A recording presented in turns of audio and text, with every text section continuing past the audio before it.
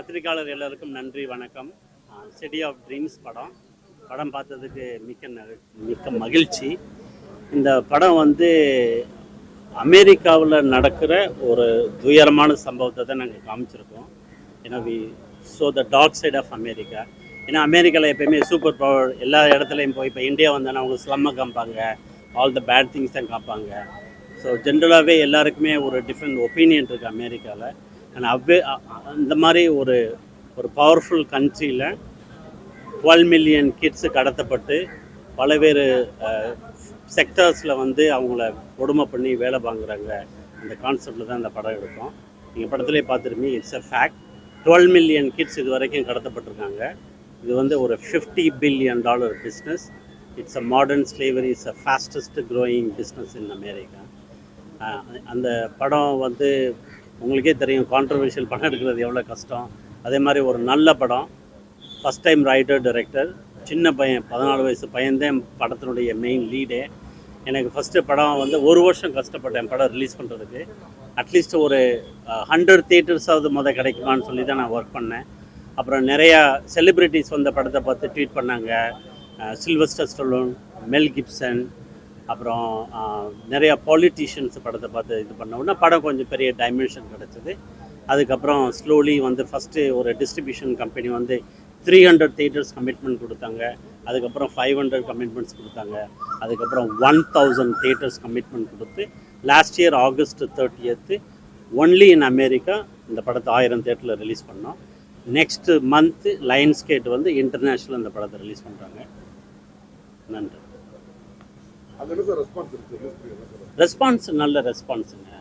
படம் வந்து ஜூலையிலேருந்து ஆகஸ்ட் வரை talk of the town. Every radio, every big celebrities வந்து படத்தை பேசுனாங்க.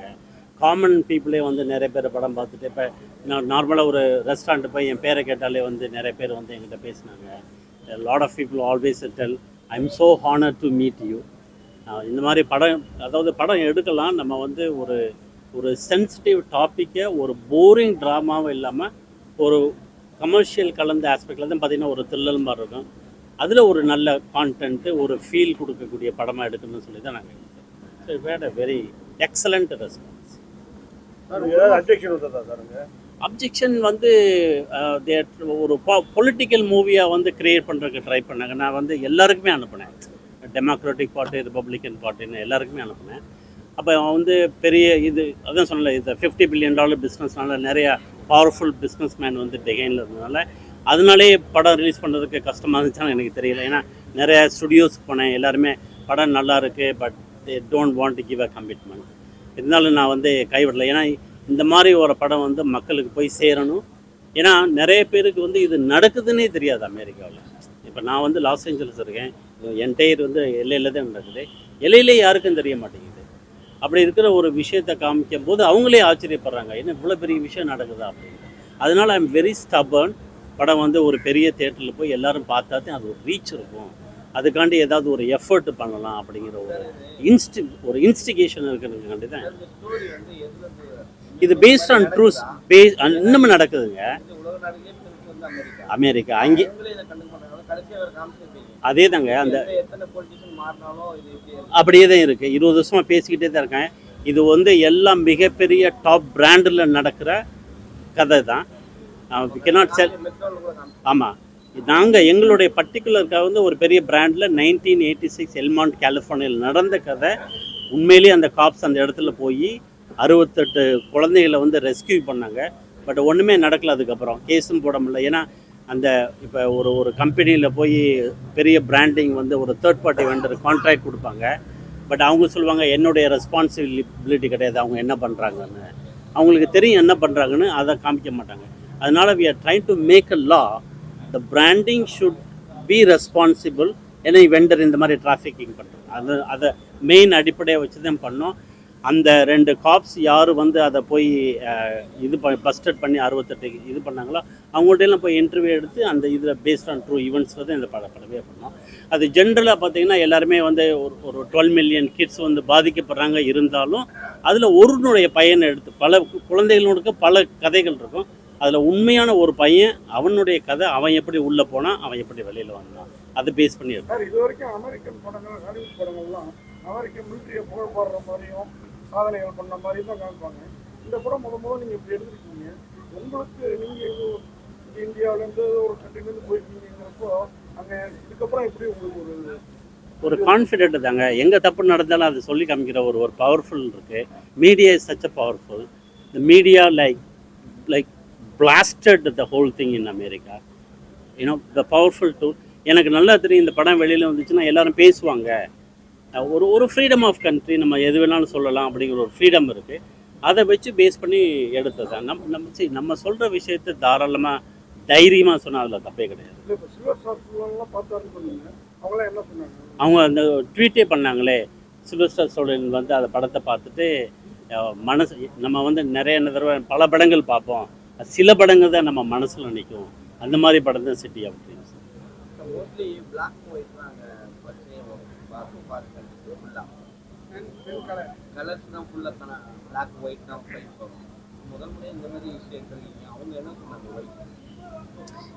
எல்லாருக்குமே எல்லா குருவுமே ஹாலிவுட் குரு தானே. நான் தான் பீயிங் இந்தியன் ப்ரொடியூசர், பட் எல்லாருக்கும் வந்து பட் ஒரு டிஃப்ரெண்ட் பேட்டர்ன். அந்த பையன் வந்து அல்ஃபான்ஸ் குரான் கூட ரோமான்னு ஒரு படத்தில் ஒர்க் பண்ணான். யங் காய், இந்த சினிமாட்டோகிராஃபர். ஸோ ஒரு டிஃப்ரெண்ட்டாக இருக்குன்னு, ஒரு டிஃப்ரெண்ட்டு, ஒரு கலர்ஃபுல்லாக டிஃப்ரெண்ட்டாக இருக்கணுங்கிறத பேஸ் பண்ணி வச்சு தான். சார் நீங்கள் தான் பாதிக்கப்பட்டிருக்கீங்களா உங்கள் சைடில் யாராவது? ஏன்னா வந்து இது மாதிரி படம் எடுக்கணும் ரொம்ப தைரியம் வேணும். ஃபினான்ஸ் லெவல்லையும் சரி, எந்த லெவல்லையும் சரி. ஏதாவது பாதிக்கப்பட்டிருக்கீங்களா? நான் பாதிக்கப்படலைங்க. நான் வந்து பிறந்து வளர்ந்ததுலாம் தமிழ்நாடு தான். அதுக்கப்புறம் வேலைக்கு போனேன். நம்ம இங்கே நிறைய லேபர் பார்த்துருக்கோம்ல, சின்ன குழந்தைங்களாம் வீட்டுக்கு வேலைக்கு அனுப்புவாங்க. அதெல்லாம் பார்த்து ஒரு இது மனசில் வந்து சிவாசி பார்த்துருப்போம். நம்ம எவ்வளோ இடத்துல நம்ம இங்கே குழந்தைகள் பண்ணுறாங்க, என்னடா இப்படிலாம் பண்ணுறாங்களே அப்படிங்கும்போது ஒரு பெரிய பவர்ஃபுல் கண்ட்ரிலேயே அது நடக்குன்னு சொல்லும்போது அதை வந்து வெளியில் காமிச்சே ஆகணுங்கிற ஒரு அங்கே இல்லையே. அது இல்லை இல்லை இல்லை அப்படி கிடையாது. அறிவுன்னு இல்லைங்களா, இந்த பிராண்டட்ல இப்போ இங்கே எப்படின்னா ஒரு பிராண்டட் வந்து நீங்கள் ஒரு தேர்ட் பார்ட்டி வெண்டர் இல்லை, அதுக்கு தான் அதை தான் ஹைலைட் பண்ணுறோம். இந்த பிராண்டட் வந்து ஒரு தேர்ட் பார்ட்டி வெண்டர் கான்ட்ராக்ட் கொடுத்தா அவர் அந்த மாதிரி தப்பு பண்ணால் அந்த பிராண்டட் ஷுட் பி ரெஸ்பான்சிபிள்ங்கிற அப்ஜெக்டிவ்ல தான் படமே எடுத்தோம். ஏஜ் லிமிட்டா? ஏஜ் லிமிட் அங்கே வந்து ஆஃப்டர் 18. பட் ஆமாம், பட் எல்லாம் மைனாரிட்டி கிட்ஸ். அந்த நியூஸ்லாம் பார்த்தீங்களா, எல்லாம் மைனர். இந்த பையனே 14 வயசு பையன் தானே, மைனர். பல டிஃப்ரெண்ட் கண்ட்ரிலேருந்து கொண்டு வரும். அது கிடையாது, வெளியிலேருந்து கொண்டு வரும்.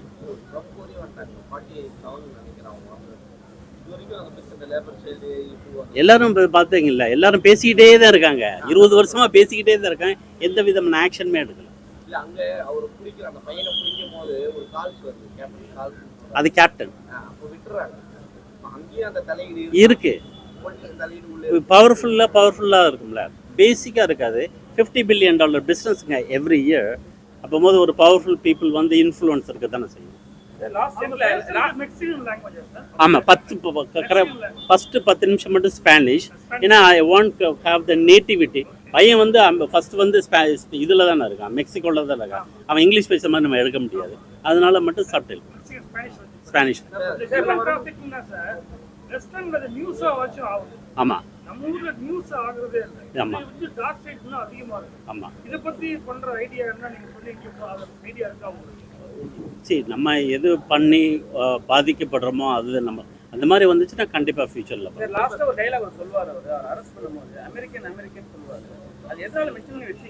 அது இல்லைங்க. இப்போ இதுதான் வந்து இப்போ அமெரிக்காவில் பிறந்து வளர்ந்தாலும் இப்போ அவன் இஸ் நாட் அமெரிக்கன். அந்த படத்தில் வெளியிலேருந்து வந்தாலும் everybody feel that freedom of America is free country. அவங்களுடைய மைண்ட் செட்டை நான் என்ன வேணாலும் பண்ணலாம், whatever I like I can do because is a free country. அவன் கடைசியில் பார்த்தீங்களா அவன் ஜஸ்டிஃபை பண்ணுறான், நான் இவ்வளோ தான் பிறந்தேன், எனக்கு இவ்வளோ கஷ்டம் வந்துச்சு, அதனால் இங்கே வந்து என் வாழ்க்கையை வாழ்கிறேன். அவனுக்கு அதை தப்பாகவே தெரியல. ஏன்னா அவன் feel like it's a free country, நான் என்ன வேணாலும் பண்ணலாம். அதனால தான் அந்த டைலாக்.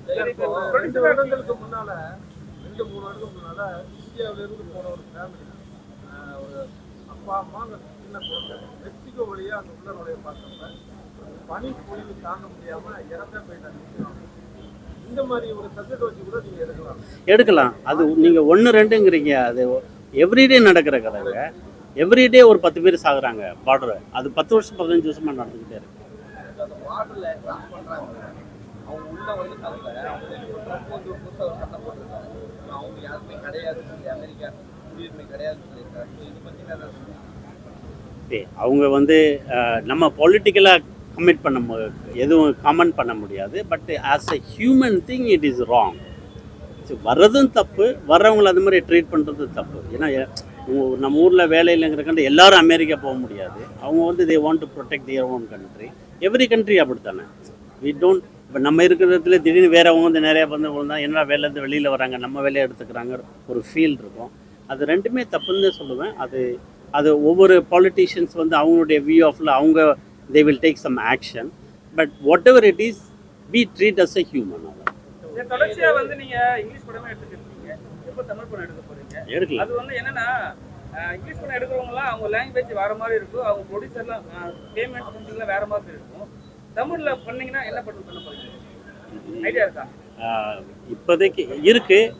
ஃபஸ்ட்டு ஒரு சின்ன ஒரு என்னென்னா தமிழ் படமாக எடுக்கிறதுக்கு பதிலாக ஒரு கிராஸ் ஓவர் மாதிரி இங்கே உள்ள ஆக்ட்ரஸையும் அங்கே உள்ள ஆக்ட்ரஸையும் வச்சு ஒரு ஹாலிவுட் படம் எடுக்கிற மாதிரி ஒரு பிளான்.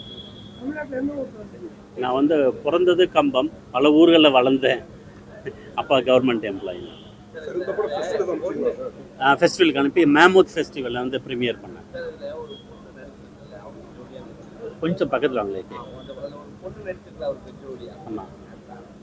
ஷார்ட் வச்சிருக்கீங்க, டிவியில் ஒரு ஷார்ட் இருக்கும், இந்த ட்ராக்கெல்லாம் இருக்கும். அந்த ஷார்ட் எப்படி அவங்க வச்சுருக்காங்க? பாயிண்ட்ஸில் கூட நடிக்கும் ஓகேவா? தட்ஸ் அதுக்கு தான் ரேட்டட் R கொடுத்தாங்க. பட் நம்ம வந்து ஒத்துக்கிட்டாங்க. ஒத்துக்கிட்டாங்க. இல்லை முன்னாடி ஸ்கிரிப்ட்லேயே இருக்கிறதுனால முன்னாடியே இதில் ஒத்துக்கிட்டு தான் சொல்லுவோம். Actors, actual actors. இல்லை அது ஐடியாவில் தான் இருக்குது. அங்கே எப்படின்னா திரைக்கதை கதை எல்லாம் எழுதி ரெடி ஆனதுக்கப்புறம் தான் யார் ஆக்டர்னே போகும். ஏன்னா அங்கே வந்து கேரக்டர் பேஸ்டு தானே. இந்த கேரக்டரில் இவர் நடித்தா நல்லாயிருக்கும், இவர் இல்லாட்டி 2வது ஆப்ஷன், இவரில் 3வது ஆப்ஷன். ஆக்டர்ஸ் சூஸ் பண்ணி கதையை தயாரிக்கிறதுல கதை பண்ணதுக்கப்புறம் தான். ஆமாம் பண்ணலாமே. இந்த இவரை மித்ரன் வச்சு நான் ஒரு படம் பண்ண போகிறேன். அவர் நம்ம ஊராக தான் தமிழ், பட் அதுவும் ஹாலிவுட் படம் தான். வந்து நிறைய பேர் வந்து தமிழ் இருக்கும், தமிழ் ஹீரோஸ் பிடிக்கும். அந்த எந்த ஹீரோக்கு தெரியாத அப்படி சொல்ல முடியாது. அதாவது அவங்க வந்து நல்ல படங்கள் தான் வந்து விரும்பி இதில் இவங்க நல்லா நடிச்சிருந்தாங்க. ஒரு ஃபேவராக யாரும் பண்ண மாட்டாங்க. நல்ல படத்தில் உள்ள நல்ல நடிச்சு they did a good job. அந்த மாதிரி தான். அவர் கேட்ட கேள்வியோட ஃபாலோ அப் தான். அதாவது நீங்கள் அமெரிக்காவிலேயே நடக்கிற குற்றங்களை படமாக எடுத்தீங்க, இப்போ இந்தியாவுக்கு வந்து தமிழ் படம் எடுத்தீங்கன்னா இங்கே நடக்கிற குடும்பங்களில் பட்ட ஒருத்தனமாக சொல்லுவீங்களோ? நீங்கள் ஆதரவு கொடுத்தா சொல்லலாம், அதுதானே. அவங்களாம் புவர் ஃபேமிலிங்க. அவங்களுக்கு எங்கே போனானே தெரியாது. அவங்க நிறைய பேர் இருக்காங்க. இப்போ இங்கேயே பாருங்கள், குழந்தை காணாம போச்சுன்னா அவங்க என்ன பண்ணுவாங்க, எங்கே போச்சுன்னு தெரியாது, யார் கூப்பிட்டு போனான்னு தெரியாது. அதே மாதிரி அவன் போய் நல்லா இருப்பான், ஒரு பிளேயர் ஆவான்னு சொல்லி அனுப்பிடுறாங்க. அவங்க எங்கே போனால் எதுன்னே அவங்களுக்கு இருக்காது. நம்ம படத்து பையனுடைய கதை இதில் தான் ட்ராவல் பண்ணுறோம். Very video.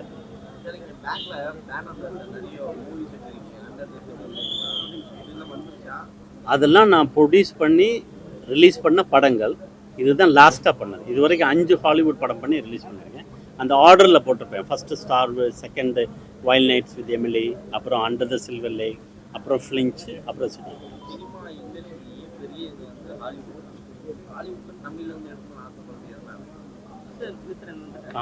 ஹாலிவுட்லேருந்து தமிழ் எடுக்கணும் ஆசைன்னு சொல்லலை.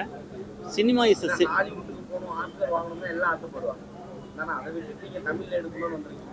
இல்லை தமிழில் எடுக்கணும்னு சொல்லலை. நான் தமிழ் சில இந்தியன் ஆக்ட்ரஸையும் ஹாலிவுட் ஆக்ட்ரஸையும் வச்சு ஒரு ஹாலிவுட் படம் எடுக்கிறேன். எப்படி என்ன படம் எடுத்துருக்கேன்?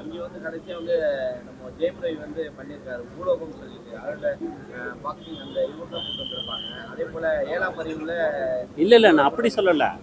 ஒரு கதையில் வந்து ஒரு ஹாலிவுட் படத்தில் ஒரு சில கேரக்டர்ஸ் இந்தியன்ஸ் நடிச்சு பண்ணுற மாதிரி ஒரு பிளான். இன்னும் ரிலீஸ் வேர்ல்டு வைட் ரிலீஸ் பண்ணுறாங்க. இல்லை அடுத்த மாதம். அது லைன்ஸ் கேட்டு தான் பண்ணுறாங்க. அவங்களோட sir camera person sorry sir இங்க இந்த ஹாலிவுட்டுக்கு தனுஷ் சார்லாம் போயிருக்காங்க. ரைட்டுங்க, அவங்க எல்லாம் போட்டு நம்ம எவ்ரிபடி கேன் கோ. இல்லை என்னன்னா இங்க இருந்தும் போயிருக்காங்க, அங்க இருந்து வந்திருக்காங்க. பட் இங்க இருந்து போகணும்னா எல்லாரும் கூப்பிடுவாங்க. இங்க ரிட்டர்ன் வரீங்களேன்றது தான் நான் கேட்டேன். அந்த மாதிரி சொல்லலை, பட் இது ஜென்ரலாக சொல்லுங்கள்.